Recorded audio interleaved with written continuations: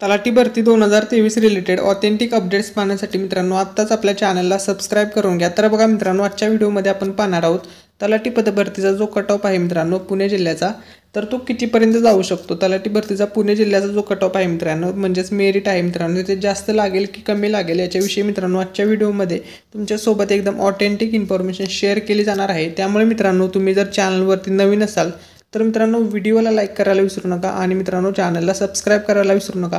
चला तर मित्रांनो, आता आपण व्हिडिओला सुरुवात करूया। आजच्या व्हिडिओमध्ये आपण पुणे जिल्ह्याचा कट ऑफ पाहणार आहोत।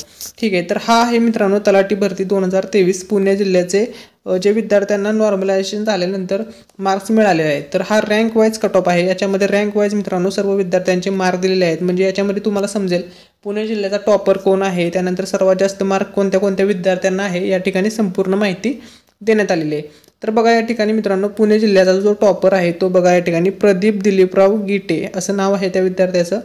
सेकंड नंबरचा जो विद्यार्थी आहे त्याला 204 मार्क आहेत, 203 मार्कवाला सुद्धा आहे, त्याच्यानंतर 201, 201, 201 आणि 200 मार्क।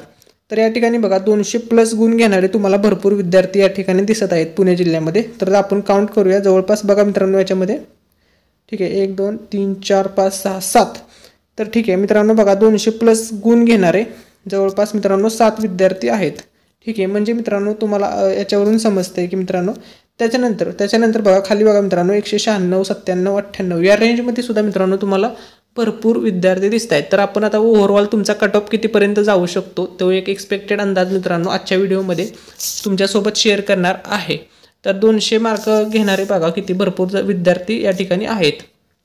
ठीक आहे मित्रांनो, बघा आता तुमचा जो कट ऑफ आहे तो माझा असा अंदाज आहे, याच्यावरून मला असं समजतंय की रँक पाहिल्यानंतर की भरपूर विद्यार्थ्यांना 200पेक्षा जास्त मार्क्स असल्यामुळे आणि 190पेक्षा पण भरपूर विद्यार्थ्यांना जास्त मार्क्स आहेत, त्यामुळे मित्रांनो तुमचा जो कट ऑफ आहे तो 180+ लागेल असा ओव्हरऑल एक्सपेक्टेड अंदाज आहे मित्रांनो।